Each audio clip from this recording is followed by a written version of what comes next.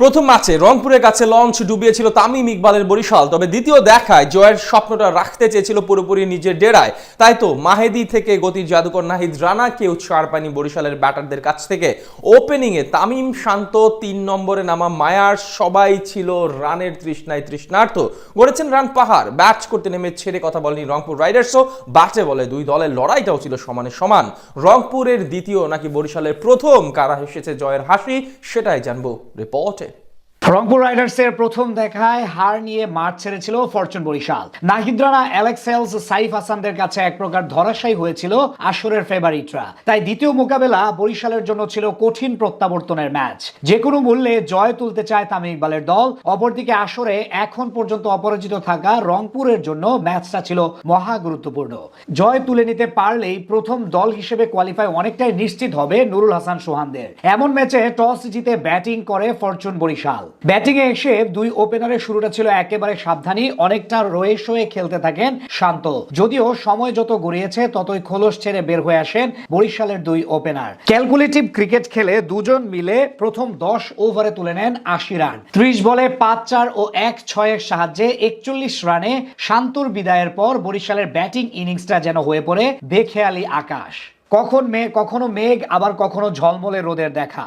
কারণ শান্তর বিদায়ের কিছু পরে বিদায় নেন ক্যাপ্টেন তামিম ইকবাল। তবে বিদায়ের আগেই মাহাদির প্রথম বলেই সামনে বেড়ে বড় শট খেলতে চান তামিম, কিন্তু আচমকা হাত থেকে বল ছাড়ার ঠিক শেষ মুহূর্তে রান আপ বন্ধ করে দেন মাহাদি, যেটা একটু বিভ্রান্তে ফেলে দেয় তামিমকে। তবে জবাব দিতে ছাড়েনি বরিশালের কাপ্তানও। মাহিদির বল লং অনের উপর দিয়ে বাউন্ডারি মেরে সবকিছুর জবাব দেন খান সাহেব। ওভারের শেষ বলে আরো একটি 4 হাঁকান বরিশাল কাপ্তান। 4 নম্বরে আসা তাওকিদ হৃদয় কাইল মেয়ার্সের সঙ্গে 59 রানের জুটি গড়লেও ব্যক্তিগত 23 রানের হৃদয় এবং পরের ওভারে অভিজ্ঞ রিয়াদের বিদায়ের পর আবারও বিপাকে পড়ে বরিশাল। তখন মনে হচ্ছিল খুব একটা বেশি দূর আগাতে পারবে না বরিশালের ইনিংস, কিন্তু সেসব কালো মেঘকে উড়িয়ে ঝলমলে রোদ্দুর আলো দেখান ক্যারিবিয়ান দানব কাইল মেয়ার্স একাই। রংপুর বোলারদের কচুকাটা করে 7-6 ও 1-4 এর সাহায্যে মাত্র 29 বলে 61 রানের ঝড়ো ইনিংসে বরিশাল 197 রানের পুঁজি পায়। 198 রানের লক্ষ্যে ব্যাট করতে এসে শুরুটা একেবারেই ভালো হয়নি রাইডার্সদের। ইনফর্ম ব্যাটার অ্যালেক্স হেলস বিদায় নেন মাত্র 1 রান করে। বাহাতি স্পিনার তানভীর ইসলামের স্পিন ভেলকিতে পরাস্ত হেলসকে স্টাম্পিং করেন উইকেটের পেছনে থাকা নাজমুল শান্ত। এর মধ্য দিয়ে ক্যারিয়ারে উইকেট কিপার হিসেবেও ডিসমিসালের মালিক বনে গেলেন বাংলার এই কাপ্তান। মাত্র 4 রানে 1 উইকেট হারানোর পর কিছুটা বিপাকে পড়লেও 3 নম্বরে আসা সাইফ হাসান, তৌফিক খান তুষারকে নিয়ে প্রাথমিক ধাক্কা সামাল দেওয়ার চেষ্টা করেছেন, কিন্তু দলীয় 41 রানে বিদায় নেন সাইফ হাসান। তাতে অবশ্য থামেনি রাইডার্স ওপেনার তৌফিক খান তুষার। ঝড়ো মেজাজে রান তুলতে থাকেন তিনি। তবে দলীয় 66 রানে তুষারের অনাকাঙ্ক্ষিত বিদায়ের পর আবারও ব্যাকফুটে চলে যায় রাইডার্স শিবির। অনেকে ধরে নিয়েছেন ম্যাচটা হতে চলছে এক পেশে, অনায়াসে জিতে যাবে তামিম ইকবালের দল।